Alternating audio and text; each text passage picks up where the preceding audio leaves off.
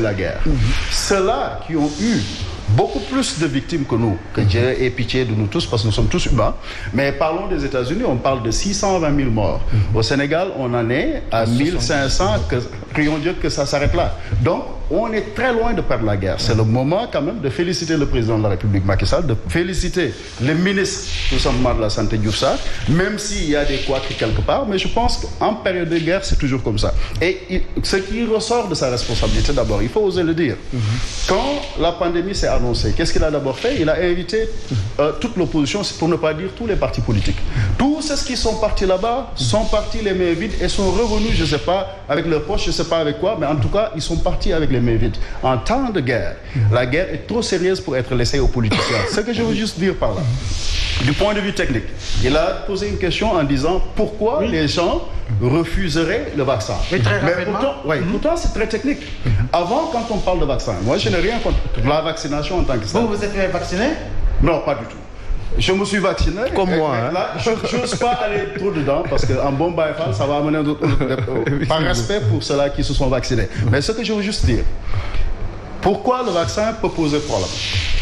Oui, vous terminez par là. Ce n'est pas dans notre rôle aujourd'hui de décourager ceux qui l'ont déjà fait. Mais il faudrait juste une étude qui puisse nous dire l'impact de l'ARN sur l'ADN. L'ARN, c'est l'acide ribonucléique.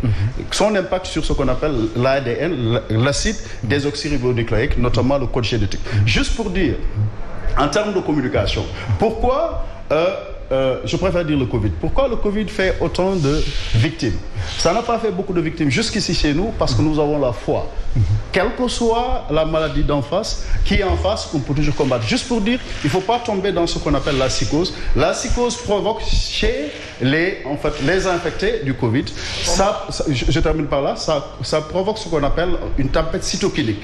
Et une tempête cytokinique, s'il y avait un médecin ici, vous dirait, c'est une attaque tout simplement de l'organisme en tant que tel. Et ça, c'est dû tout simplement à la production de mucus, du processus du mucus dans les poumons et ce qui provoque tout simplement la mort. Donc, gardons la foi tout en nous faisant vacciner pour ceux qui le veulent. Mais ceux qui ne veulent pas, sinon ceux qui l'ont déjà fait, il ne faut pas baisser les bras, il faut aller vers l'immunité naturelle en prenant tout simplement, entre guillemets, c'est pas trop technique, en prenant en fait du gingembre, peut-être de l'ail, peut-être du citron, en tout cas tout ce qui peut booster notre immunité naturelle. Oui, Paplatir là se transforme. Non mais attention, ce qu'il dit. Non, ce qu'il dit là, c'est important. Paplatir s'est transformé en saltigué de Malango. Non. Sur le plan de ça. Mais c'est juste pour rire. Mais là, c'est vrai. On va terminer par une question. Oui, on va terminer par une question centrale. Il nous reste 3 minutes. Alors, 1 minute pour chacun. Monsieur, s'il vous plaît. Non, on va le gérer.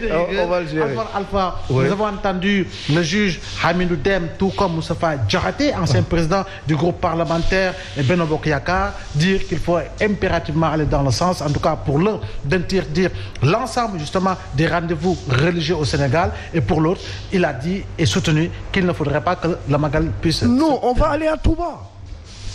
Non, on va faire le Magal. Ça, c'est la dimension spirituelle dont il parlait. Mais face à cette pandémie, les scientifiques nous ont montré qu'ils ne comprennent pas. Yalla mooy ree. Non, honnêtement.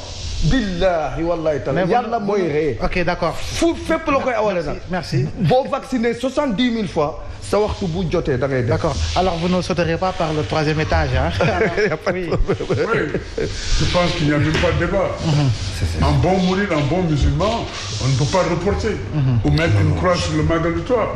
Moi, ma conviction, c'est il faut rendre grâce à Serigne Touba de nous avoir donné ce Magal. Pour moi-même, c'est une bénédiction qui va véritablement aider les populations et soigner les populations contre cette maladie. C'est pas pour rien qu'avant-hier que le khalife général est appelé à ce rassemblement, formuler des prières pour lutter. C'est une forme aussi qui est beaucoup plus efficace même que le vaccin ou d'autres produits consommables. C'est ma conviction. Alors vous serez... Il a Touba jusqu'à la fin du monde. Alors, Alpha Paplatir, on le sait pertinemment, depuis 2 ans, aucun musulman n'est allé à la Mecque. le Hajj a été en tout cas écarté par les autorités saoudiennes. Aujourd'hui, le Umrah est ouvert à nouveau pour les personnes en tout cas qui ont pris le vaccin. Alors de ce point de vue, si l'on sait que le pèlerinage à la Mecque est le plus grand rendez-vous musulman, alors que faire par rapport justement à nos rendez-vous religieux au Sénégal?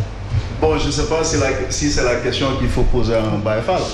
Comme on dit que ça pleut ou ça neige, Inch'Allah Rabbi, nous irons au Magal. Parce que ce qui nous garde en vie, c'est au-delà d'être en fait certaines données scientifiques dont on parle. Je vais vous dire une chose. Il faudrait, j'encourage en fait les gestes barrières, j'encourage tout ce qu'il faut, mais il faudrait absolument pas penser à annuler un Magal. Pour ce qui s'agit de l'Arabie Saoudite, ça, pour ceux qui comprennent la politique qu'il y a derrière, avec le pacte de Quincy de 1962, ceux qui comprennent ce qui se passe là-bas, au royaume, je sais pas, wahhabite, je sais pas, ça c'est un autre débat. Mais tout ce que je veux juste dire, qu'on est éliminer, je sais pas quoi encore, mais en tout cas pour nous, il est absolument nécessaire. Parce que de toute façon, ceux-là qui n'ont même